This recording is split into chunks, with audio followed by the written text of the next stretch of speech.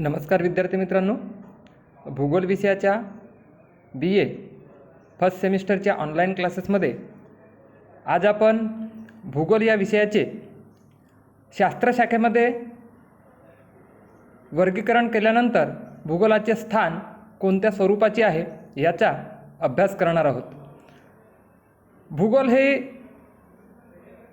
महत्त्वाची शाखा जरी असली तरी भूगोल विषयामध्ये आपण नैसर्गिक आणि मानवाच्या संबंधित सांस्कृतिक परिस्थितीचा एकत्रित अभ्यास करत असतो. त्यामुळेच ज्या ज्या शास्त्राशी मानवी भूगोलाचा संबंध येतो अशा सर्व शाखांचा समावेश भूगोल अभ्यासक्रमात केला जातो. मात्र या सर्व शाखांचा उगम मुळातच भूगोलशास्त्र आहे आणि भूगोलाला सर्व विषयाची जननी असे सुद्धा म्हटलं जाते. Geography is mother of all sciences असं सुद्धा भूगोलाच्या संदर्भानं म्हटलं जाते. पृथ्वीची निर्मिती झाली तेव्हापासून सगळ्यात आधी जर कोणत्या विषयाची निर्मिती झाली असेल तर ते भूगोल आहे. पृथ्वीची निर्मितीनंतर हजारो वर्षाआधी जेव्हा मानवाची निर्मिती झाली आणि मानवाच्या सभोवतील असलेले हे जे नैसर्गिक पर्यावरण आहे या पर्यावरणामध्ये होणाऱ्या बदलांचा अभ्यास मानवाने करायला सुरुवात केली. नैसर्गिक पर्यावरणात होणारे परिवर्तन मानवाच्या कुतूहलाचा विषय होत गेले आणि त्या कुतूहलाला जिज्ञासेला जेव्हा पूर्णत्वास नेण्यासाठी मानवाने प्रयत्न केला तेथूनच या भूगोल विषयाचा जन्म झाला असं आपण म्हणतो. भूगोल विषयामध्ये दोन प्रमुख शाखांचा उल्लेख केला जातो. भूगोल एक प्राकृतिक भूगोल आणि दुसरा मानवी भूगोल. मग प्राकृतिक भूगोलामध्ये निसर्गात निर्मित आढळणाऱ्या संपूर्ण भौगोलिक घटकांचा किंवा नैसर्गिक पर्यावरणातील मृदा, हवामान, नैसर्गिक वनस्पती, खनिज संपत्ती, त्याचबरोबर भूपृष्ठावर आढळणारे प्राणीजीवन, सजीव, त्याचबरोबर पाणी, खडक इत्यादीचा अभ्यास आपण प्राकृतिक भूगोलामध्ये करतो. तसेच दुसरी जी भूगोलाची शाखा आहे ज्याला आपण मानवी भूगोल असं म्हणतो, या मानवी भूगोलामध्ये मानवाने स्वतःच्या गरजांच्यासाठी जी सामाजिक परिस्थिती निर्माण केली, जे सांस्कृतिक घटक निर्माण केले, त्याचबरोबर उपजीविकेसाठी शेती, उद्योगधंदे, व्यापार, दळणवळण, वाहतूक, लोकसंख्या, वसाहती इत्यादी घटकांचा विकास केला. ह्या संपूर्ण घटकांवर भौगोलिक परिस्थितीचा परिणाम हा होत असतो आणि म्हणून नैसर्गिक पर्यावरण आणि मानवी सांस्कृतिक परिस्थिती यांचा एकंदरीत अभ्यास भूगोल या विषयामध्ये केला जात असल्याने भूगोल हे विषय कला शाखेमध्ये समाविष्ट करण्यात आलेले आहे. एकंदरीत भूगोल या विषयाच्या प्रमुख दोन शाखा आपण अभ्यास केलेल्या आहेत. त्यापैकी पहिली जी शाखा आहे त्या पहिल्या शाखेला आपण प्राकृतिक भूगोल असं म्हणतो. तर दुसरी शाखा जी आहे या दुसऱ्या शाखेला आपण मानवी भूगोल असं संबोधले होते. मग प्राकृतिक भूगोल आणि मानवी भूगोल ह्या भूगोल विषयाच्या प्रमुख दोन शाखा असल्या तरीही प्राकृतिक भूगोलाच्या आणि मानवी भूगोलाच्या सुद्धा एकंदरीत उपशाखांमध्ये सुद्धा विभाजन करण्यात आलेलं आहे. मग पहिल्यांदा आपण पाहू की प्राकृतिक भूगोलामध्ये कोणकोणत्या शाखांचा समावेश होतो. यामध्ये खगोलीय भूगोल ज्यामध्ये आपण ज्योतिषविज्ञान भूगोल असंही म्हणतो. ज्योतिषविज्ञान भूगोलामध्ये आपण विश्वाच्या पोकळीमध्ये असलेले अनगिनत सूर्यमाला, ग्रह, उपग्रहांची निर्मिती, त्याचबरोबर पृथ्वीचे इतर ग्रह, त्यांचे उपग्रह, त्यांच्या गती, कालमापन, त्याचबरोबर भरती ओटी, दिवस रात्र, ऋतुचक्र इत्यादीचा एकंदरीत अभ्यास आपण ज्योतिषविज्ञान भूगोल यामध्ये करत असतो. नंतर दुसरी शाखा आहे ती म्हणजे भूरूपशास्त्र. भूरूपशास्त्रामध्ये आपण कोणत्या घटकांचा अभ्यास करतो तर भूरूपशास्त्रामध्ये आपण पृथ्वीच्या पृथ्वीच्या भूपृष्ठावर आढळणारे खंड आणि महासागर हे प्राथमिक स्वरूपाचे भू आकार होय. तसेच पृथ्वीच्या भूपृष्ठावर आपल्याला पर्वत, पठार, मैदाने, दऱ्या, नद्या, प्रवाह, ओढे इत्यादी भू आकार आढळतात. या भू आकारांचा अभ्यास आपण भूरूपशास्त्रामध्ये करतो. भूरूपशास्त्र म्हणजेच याला आपण जिओमॉर्फॉलॉजी असं म्हणतो. जिओ म्हणजेच पृथ्वी, मॉर्फो म्हणजेच वर्णन आणि लॉगस म्हणजेच शास्त्र. पृथ्वीच्या भू आकारांचं वर्णन करणारे शास्त्र याचा अभ्यास आपण भूरूपशास्त्रात करतो. हे संपूर्ण घटक नैसर्गिक असल्यामुळे आपण त्यांना प्राकृतिक भूगोलाच्या शाखेमध्ये समाविष्ट केलेलं आहे. तिसरी जी शाखा आहे ही तिसरी शाखा आहे हवामानशास्त्र. हवामानशास्त्र म्हणजेच काय तर पृथ्वीच्या पृष्ठभागापासून विशिष्ट अंतरावर एक हवेची अशी पोकळी निर्माण झालेली आहे. या हवेच्या पोकळीमध्ये विशिष्ट प्रकारचे वायू ज्यांना गंध, रंग आणि चव नसतो, वास नसतो, असे विभिन्न वायू एकत्रित पृथ्वीच्या गुरुत्वाकर्षण शक्तीमुळे एकंदरीत घट्ट झाले आहेत. आणि या हवेच्या वातावरणामध्ये किंवा हवेच्या आवरणांमध्ये हवेचे जे घटक आहेत, हवा, हवामान, हवेची घटना, त्याचबरोबर या वातावरणाची रचना, हवेचे तापमान, आर्द्रता, त्याचबरोबर वातावरणात असलेले वायुभार, वारे, वायुराशी, तापमान यांचा एकंदरीत अभ्यास जो आहे हा संपूर्ण अभ्यास आपण हवामानशास्त्रामध्ये करीत असतो. त्यानंतर चौथी शाखा आहे प्राकृतिक भूगोलाची, ज्याला आपण सागरी भूगोल असं म्हणतो. सागरी भूगोलमध्ये आपण कोणकोणत्या घटकांचा अभ्यास करतो तर पृथ्वीच्या पृष्ठभागावर आढळणारे 71% पाणी आणि 29% जमीन, म्हणजे जमिनीच्या जवळपास 3 पट या पृथ्वीच्या भूपृष्ठावर महासागरांची निर्मिती झालेली आहे. या महासागरांच्या निर्मितीची तडरचना, सागरीय भूगोलात महासागरांचा आकार, त्यांचा विस्तार, त्यांची तडरचना, जीवसृष्टी, त्या महासागरामध्ये आढळणारे खनिजे, त्याचबरोबर त्या महासागरांचे सागर जलाचे तापमान, त्यांची घनता, क्षारता, लाटा, भरती ओटी, त्याचबरोबर सागरी प्रवाह यांचा अभ्यासही आपण सागरीय भूगोलामध्ये करत असतो. वाढत्या लोकसंख्येच्या गरजा पूर्ण करण्यासाठी आपण सागरीय साधनसंपत्तीकडे पाहत असतो आणि त्या दृष्टीने सागरी संपत्तीतून आपल्याला वनस्पती, प्राणी, त्याचबरोबर अत्यंत महत्त्वाची खनिजे आणि मोती, त्याचबरोबर सागरीय वनस्पती, सागरीय संपत्ती आपल्याला प्राप्त होते. आणि या सागरीय संपत्तीपासून प्राचीन काळापासूनच मानवाने आपल्या उपजीविका पूर्ण करण्याचा प्रयत्न केलेला आहे. नंतरची शाखा आहे मृदा भूगोल.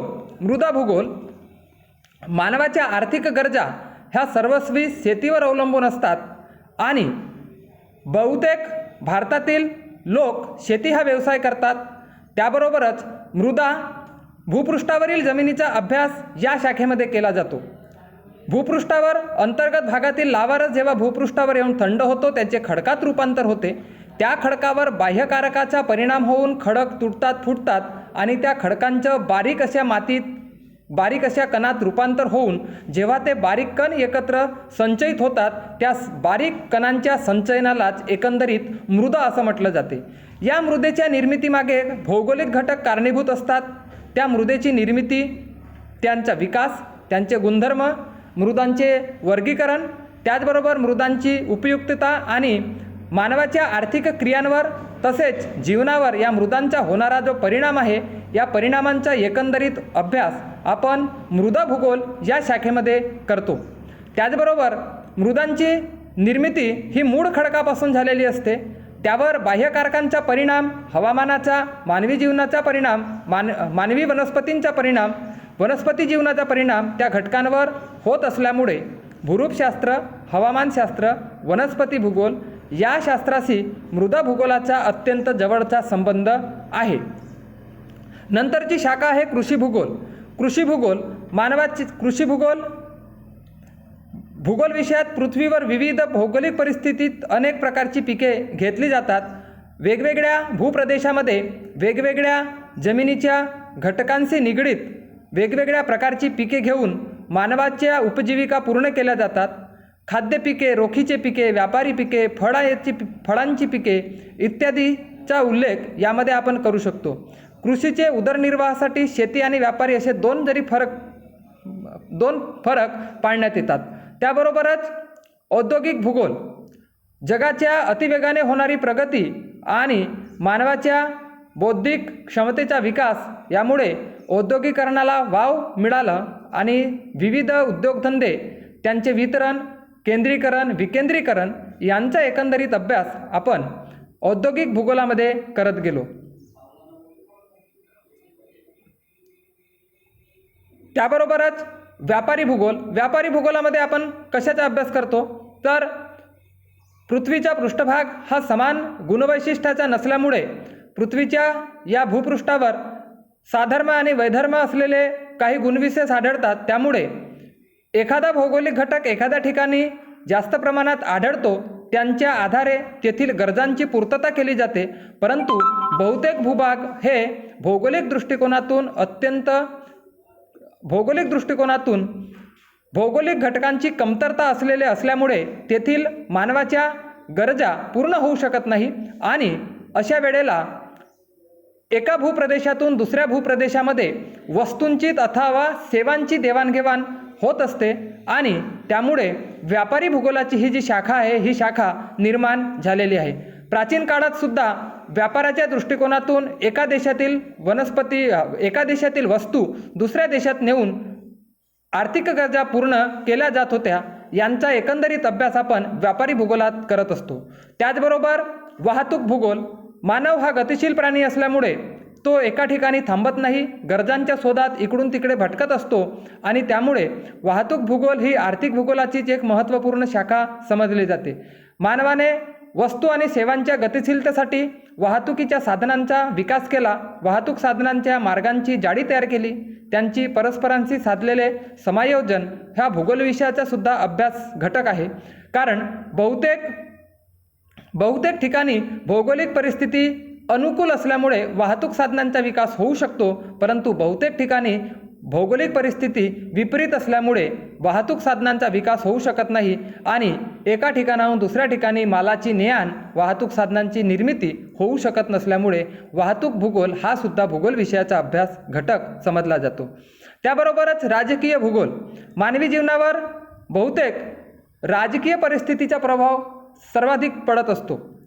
एखाद्या राज्याच्या सीमा, त्याचबरोबर त्या राज्याच्या अवतीभवती असलेल्या इतर राज्यांचे आंतरराष्ट्रीय संबंध, आंतरराष्ट्रीय व्यापार, त्याचबरोबर राष्ट्रांची विदेश नीती, त्या राष्ट्राजवळ असलेली साधनसंपत्ती, त्या राष्ट्राजवळ असलेले मानव संसाधन, लोकसंख्या या घटकांचा तेथील राजकीय विकासामध्ये प्रभाव पडत असतो आणि पृथ्वीवरील या राजकीय संघटनांच्या आणि राजकीय संबंधांच्या प्रादेशिक वितरणाचा अभ्यास म्हणजे राजकीय भूगोल.